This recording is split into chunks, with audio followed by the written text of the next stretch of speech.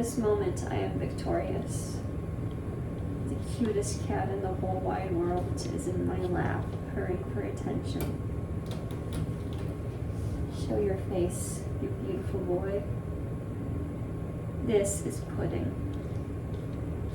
He is the cutest. Mochi, stop! Actually, you know what? Mochi, come in. Mochi can make an appearance too. No, Mochi! God damn it. Ow!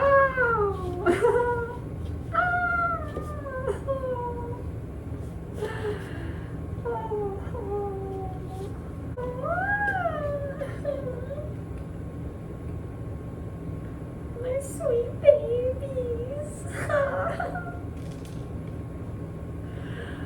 Oh.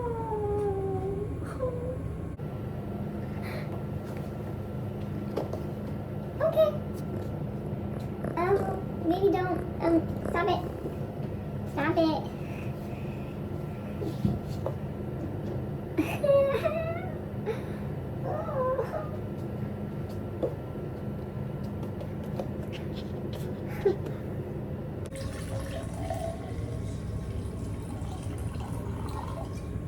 Damn it. Oh, fuck. I can't drink it because of the damn mess. Should I stop it? No, it's okay. This is just set dressing now. Okay, so let's get to the point of the video. So today I will be arguing about a concept different from schizotypy, and this one, I guess I would call it a mix of dissociation, but also the nature of sentience itself. So let's just get straight into it because I don't see any easy way to summarize this. I just kind of have to go all in with you guys. Sorry, I ain't looping you up first. I'm raw dogging you. Please take that out of context. I think that would be very funny. Anyway, 3 years ago, I found a blog by Kevin Simler. Apparently it was actually a scientific journal. I didn't know that. It was called Neurons Gone Wild, and because Kevin Simler apparently is a little bitch, he got rid of his blog, or something happened because I can't access it anymore. But that doesn't matter because I wrote down his quotes, so you can't hide Mr. Simler. But he basically he talks about some very interesting stuff regarding psychology and neuroscience. Here's some quotes I think that are very enlightening, or illuminating rather. Realize that every human cell in your body, including your neurons, is a direct descendant of eukaryotic cells that lived and fended for themselves for about 1 billion years as free-swimming, free-living little agents. They had to develop an awful lot of know-how and self-protective talents to do that. But when they joined forces to become multicellular creatures, they gave up a lot of that. They became, in effect, domesticated, part of larger, more monolithic organizations. Maybe the neurons in our brains are not just capable, but motivated to be more adventurous, exploratory, or risky in the way that they live their lives. They're struggling amongst themselves for influence and for staying alive. As soon as that happens, you have room for cooperation to create alliances, coalitions, cabals, etc. So this is the basis of my whole argument in this video, that people have this odd perception of sentience as, you know, something that only humans and maybe animals have.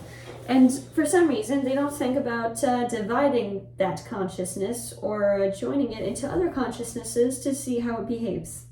That's what I will be doing in this video, or rather exploring.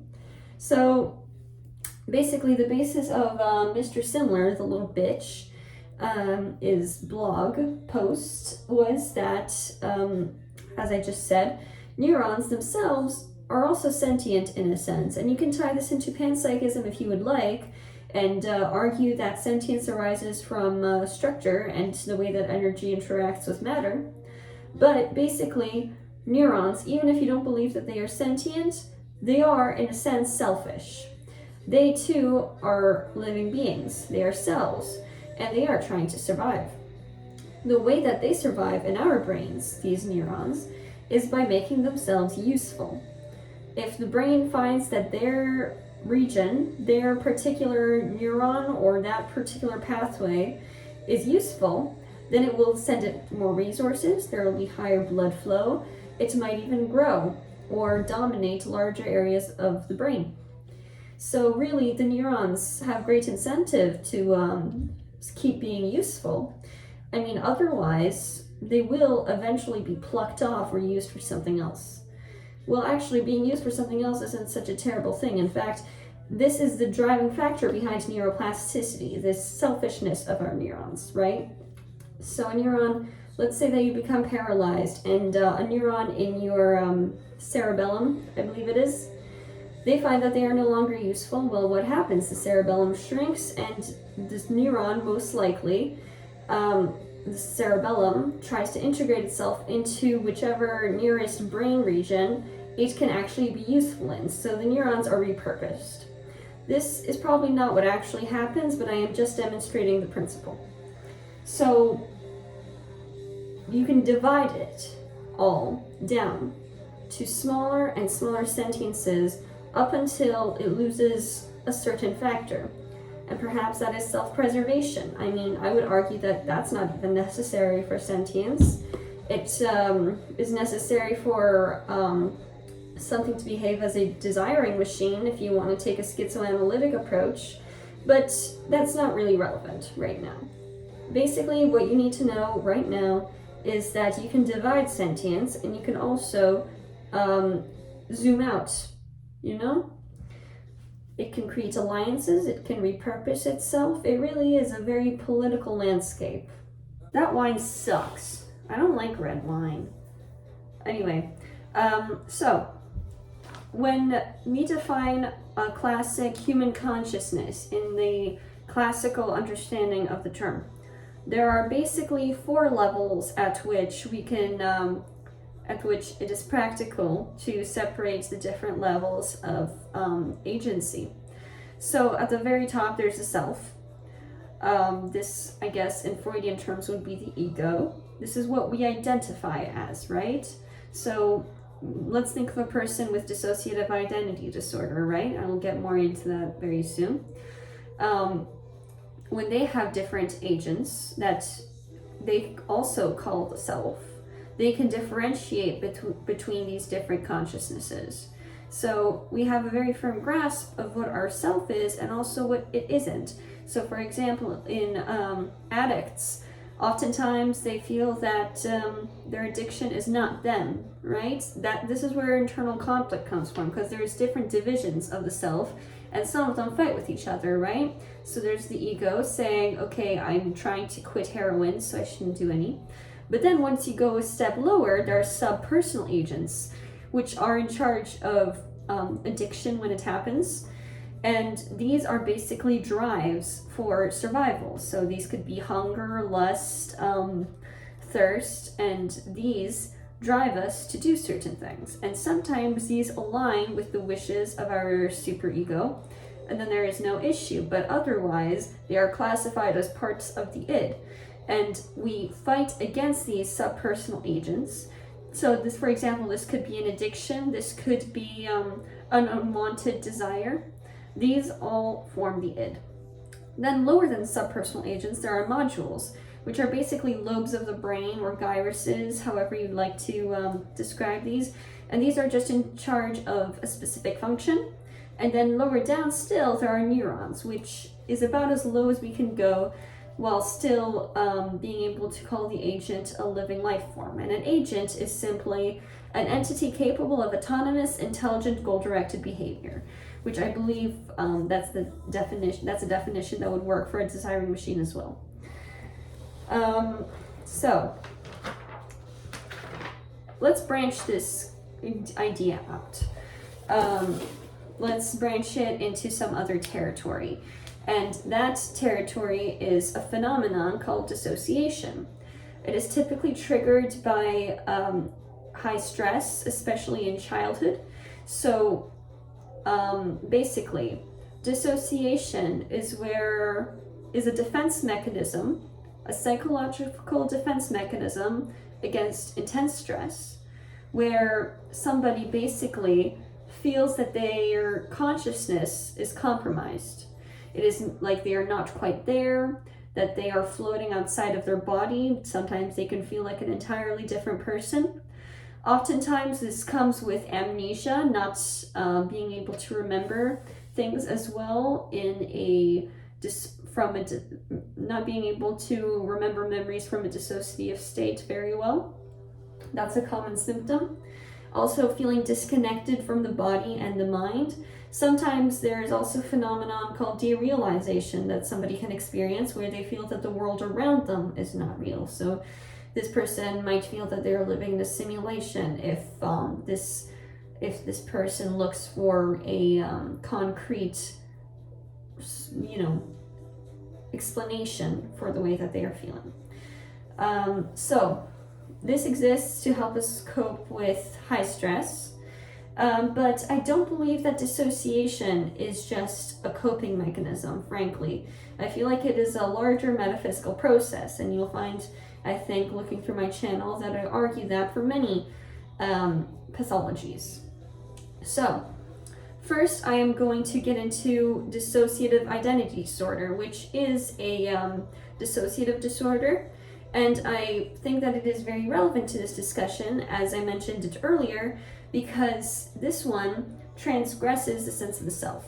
So a person with dissociative identity disorder, this is a disorder that's extremely rare. I would not recommend, taking a lot of people's word for it online when they say that they have dissociative identity disorder. I am not one to say whether they have it or not, but unfortunately it's just such a rare and sensationalized disorder, and such a complex one, that there's a lot of confusion surrounding it. But I think that one very credible source, and somebody that most definitely has the disorder, is Jenny Haynes from Australia. Jenny Haynes was horrifically abused by her father, and she developed dissociative identity disorder as a result. I'm going to play a clip from an interview with Miss Haynes that I think is extremely interesting, and basically she just goes into how her disorder works. It's not super relevant to my argument, but I feel like it's just interesting enough and just relevant enough that I just have to include it. Can you give me an illustration, if you can, of what MPD is? So imagine this 40, 50-story building, and it's got elevators, escalators, stairs, but there are escalators that will go only up one floor. There are other escalators that take you up every floor. There's a lift that'll take you and stop at every floor. Different alters have access to different levels. And so if you're muscles, you have access to everybody. If you're volcano, you have access to everybody. If you're an ears man, then you live in the ear channel and you only have access to straight out to the outside world. You can hear, that's all you can do. If you are someone involved in muting tastes, then you have access to the outside world, no access to any of the other floors. Your job is to come out, remove the taste, remove the smell, remove the sound. That's it. So your access depends on your job. I think that this is extremely illuminating because it demonstrates the extent to which neuroplasticity has its effect. I think a lot of people don't really understand the depth to which neuroplasticity is a factor in the way that our brain works. But as you can see with how Jenny Haynes describes the inside of her brain living with dissociative identity disorder, you can see that whole consciousnesses are dependent on their role. So as she said, an alter whose role is to mute sound only has access to that specific function. The primary person, the host, or however you want to call it, the person who, the original consciousness of the person with dissociative identity disorder, this consciousness requires the access to, sight, hearing, thoughts, So it has access to a lot of things, but really think about it, and we don't have access to everything. We can't control our heartbeats. We can't control our blood pressures. But interestingly enough, and I haven't gotten very far into this regarding research, but I have heard that with meditation, people have been able to control their heartbeats. But that's, I think I've already demonstrated neuroplasticity well enough, so I'm not going to get super deep into that. But basically, a consciousness's abilities depend on its function. And there is no incentive to be more intelligent or more capable unless there is an evolutionary drive to do so, meaning that if this does not happen, there is a risk of the species going extinct or the organism dying. So that's how it goes. But DID isn't the only example of people having multiple consciousnesses in their heads. Recently, well, not recently, but I think in around the 2010s, on 4chan, a new practice arose. Now, it's not a new practice in the sense that it hasn't been done before, but rather new in that it became popularized with bronies on 4chan. Basically, some guys who were big fans of My Little Pony, they fell in love with the ponies so much that they felt that they need them as basically imaginary friends / alters. So a tulpa is essentially an imaginary friend that these people, they talk to in their heads every day, and over time this friend gains intelligence, agency, and its own personality. So there are records of people, and actually it's a pretty well-known practice, of tulpas gaining access to the host's body and being able to use the host's body to, just go about daily life and experience the world. There are, it's really very interesting how far tulpamancy can go. And, if this was just one person online, then I would just chalk it up to mental illness. However, I actually used to be part of a Discord server for tulpamancers, and trust me, there are a lot of them out there. I even tried making a tulpa myself once, but she blew up. It's a long story. I did have a very spiritual experience with her once. I love you, May. I'm so sorry. It wasn't my fault, okay? What was I supposed to do? She exploded. Her guts went everywhere. I don't think there's any reviving her. But yeah, that was May's fate. But yeah, basically, you can train your brain to create another consciousness, which is a point in favor of my argument, which is that dissociation is not just a defense mechanism. Because if it was only a defense mechanism, then surely people would only be able to dissociate from their consciousness under intense stress. But as we can see, we can also do it with discipline and with enough imagination. I mean, even, not all tulpas are, created from 4chaners. It's been well known that authors can sometimes feel as if their characters have gained their own agency.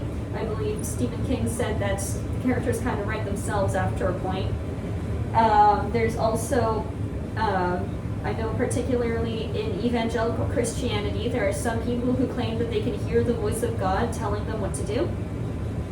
And this is not an auditory hallucination, rather it's like a voice inside of your head that you don't hear, but rather that is like a thought like any other, except that it has a very developed personality, its own agency that sometimes contradicts your own, and its own deep-rooted beliefs. And they label this tulpa essentially as God. Now, it's not my place to say whether it's God or not, but I'm just showing how this concept works in places that aren't just bronies. So there's tulpamancy for you. But what does all of this say about our brain, really? So I don't have any fixed conclusion to all of this information. Basically, my takeaways are that neuroplasticity is the real shit. You know, function equals awareness and ability. And, you know, when you really go down to it, the world is all just flows and connections. Yeah, even our consciousnesses. Like, we put so much faith in the stability of our selfhoods, and yet that stability is really on a tightrope. But how is all of this information useful? Well, here's the thing. With evolution, organisms are not evolved to become their best selves. They are evolved to become just good enough to survive. Which means that just because our brains are organized the way that they are, does not mean that their organization is optimal. Which means that we can hack our brains, theoretically, right? Well, one of the things that I've always liked to do is to personify different parts of myself. So, my emotional side, I have a persona for her. My adventurous side, my schizotypy, they are all characters in my head, and I can speak with them and negotiate with them in order to reach some sort of consensus. And this helps me with, you know, seeing things in a more objective light. For example, if I'm really emotional, then I can speak to the persona in my head that controls my emotions, and I can try to work something out with her, you know. And sometimes it's a whole board meeting where I get my cognitive side in or my physical side in, and, you know, just a bunch of whatever is relevant. And in addition to that, there are also sub-personas. So my emotions, well, maybe I'm really struggling with sadness. I can create a person to represent sadness in my head, and I can give her all of the traits that my particular brand of sadness has. And in this way, I can speak to my own drives, and I can understand them better and learn how to navigate them and how to treat them. I think it's a pretty good arrangement, and I would recommend it, honestly. And I can't speak for whether tulpamancy is helpful or not. I only got into very basic tulpamancy. I did not progress very far into it, but, you know, just research it, I guess. You know, use caution, use common sense, as much as I ever do, and be smart. But yeah, that's my conclusion, really. I don't have much else to say on the matter right now. Cyber Yama out. I hope you enjoyed the video. Bye bye.